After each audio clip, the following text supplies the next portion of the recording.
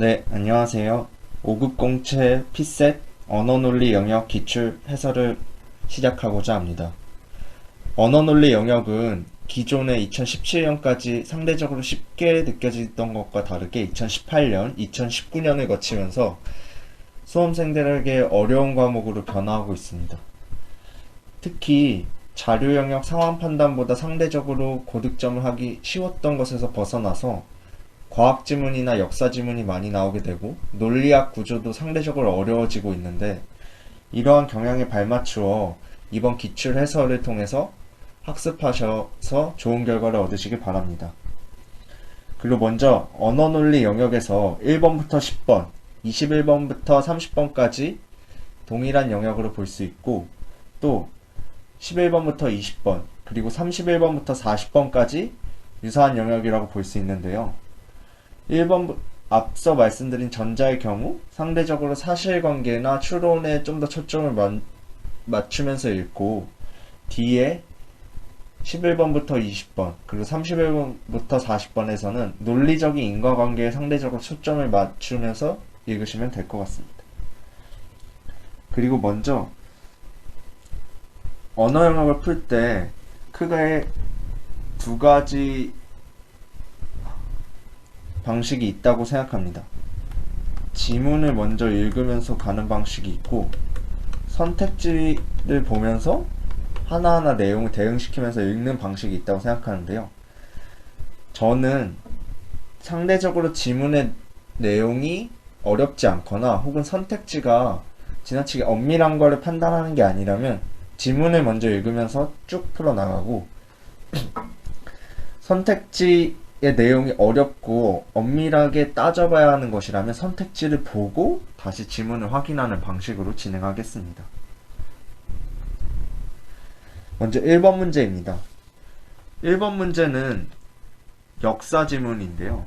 1번, 2번, 3번 역사 지문이 나옴으로써 많은 수험생들이 시작부터 긴장했을 거라고 생각합니다. 역사 지문의 경우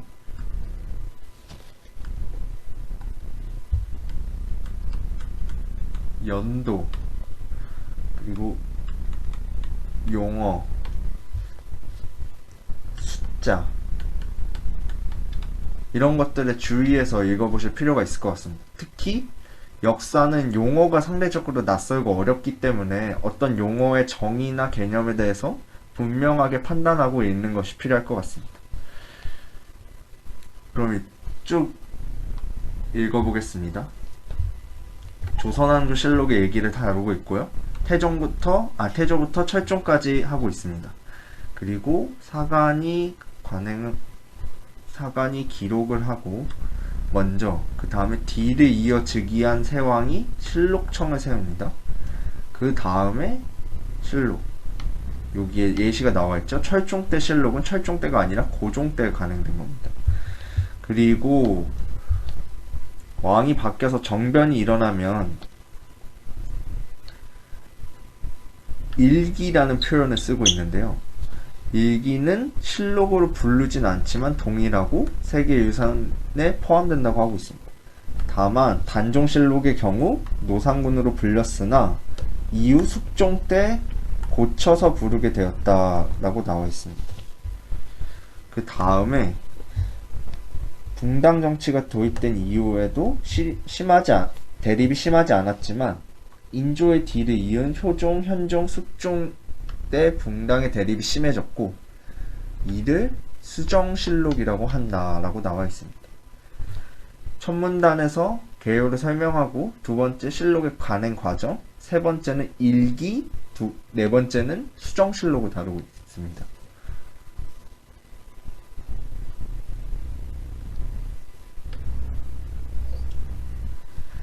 이제 선택지를 하나하나 보도록 하겠습니다. 선택지의 경우 이 문제 전체는 무슨 실록, 무슨 일기는 뭐뭐 때 뭐뭐시 간행했다가 기본 구조거든요. 그래서 하나, 둘, 세 개를 확인해주면 될 것 같습니다. 효종실록은 현종 때 설치된 실록청이 간행했다. 효종 다음에 현종이라는 것을 여기서 확인할 수 있고, 그 다음에 실록청이 진행했다. 일반적인 경우 실록청이 진행했다고 알 수 있죠. 그래서 맞는 보기입니다.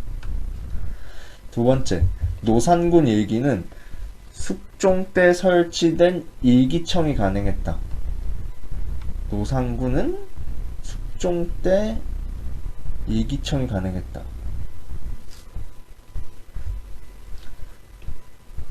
여기 요 문장을 보고 이 숙종 때 가능했다고 판단할 수도 있지만 실제로 단종실록의 내용의 경우 세조 때 간행되었고 숙종 때 고쳐 불렀다고 나와 있으므로 틀린 보기가 됩니다. 사실 시험장이라면 1번만 판단하고 바로 다음 문제로 넘어가야 하지만 이어서 계속 보도록 하겠습니다. 선조 수정실록은 광해군 때 설치된 실록청이 가능했을 것이다. 하지만 여기서 보면 선조, 광해군, 인조 때까지만 해도 붕당의 대립이 심하지 않았다고 나왔기 때문에 수정실록의 존재를 확인할 수 없다고 봅니다. 그 다음 고종실록은 나와 있지만 이 앞에서 태조부터 철종까지 있었던 사건들을 담고 있기 때문에 고종실록의 경우 발간되지 않았습니다. 또 마지막으로 광해군 일기는 조선왕조실록에 포함되지 않았을 것이다 라고 나와 있지만